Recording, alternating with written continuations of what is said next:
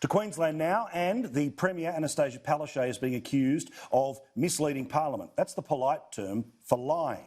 Remember, we told you last night about the Premier's former Chief of Staff who had shares in a company that ended up getting taxpayer funds.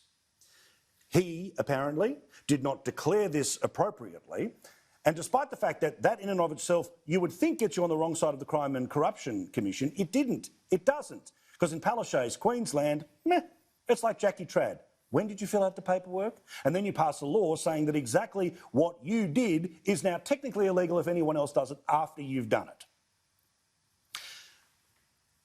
Now, Palaszczuk went into the Parliament. One of the things that puts heed to the belief that there is a lie here is that once the scandal broke, according to the Australian newspaper, Ms Palaszczuk repeatedly told Parliament that this bloke had sought advice every step of the way from the Integrity Commissioner. However, the CCC found that he did not. So Palaszczuk today, well, she gets to go, oh, I was misled. No, what I want to say here is that, look, I hold integrity very dearly to my government, and I'm very, very, extremely disappointed. I feel let down. Yeah, so her feelings are more important than the actions of this particular bloke, who, of course, now, distanced, no longer part of the government.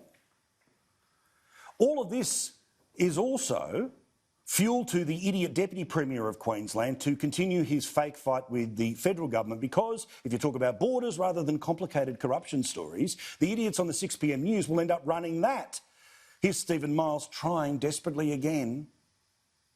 The claim coming out of the federal government that we didn't request an extension is just plain wrong. It is time for the federal government to stop using the Australian Defence Force, which after all is for all Australians, to stop using them as a bargaining chip in their war against our COVID-19 restrictions.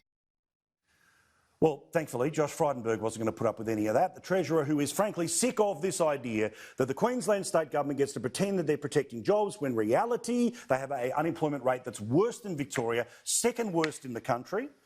That of the 38,000 jobs that were actually created in Queensland last month, just 179 of them were full-time jobs in Queensland. So the Treasurer's had enough, and he gave it to this fool. He's a fool. I mean, the reality is we have provided support to Queensland and will continue to provide support to Queensland. He obviously can't read. The question that was put to me was whether the movement of ADF personnel was designed deliberately to sabotage Queensland's border policy. Never heard such rubbish. He should not be so loose with his language. But without doubt, the best hit is the hope of the side, Peter Dutton, middle stump, sir.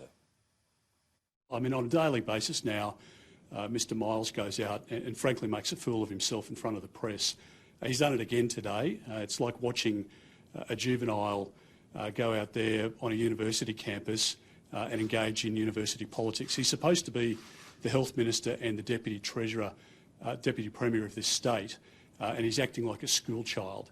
And his allegations today against the Treasurer, frankly, are completely unfounded. Behaviour, frankly, is beneath the position of Deputy Premier, and I think he should be embarrassed, frankly, by his outing again today, suggesting that the Commonwealth is not providing support or that we've got motivations for some other reason is just a nonsense.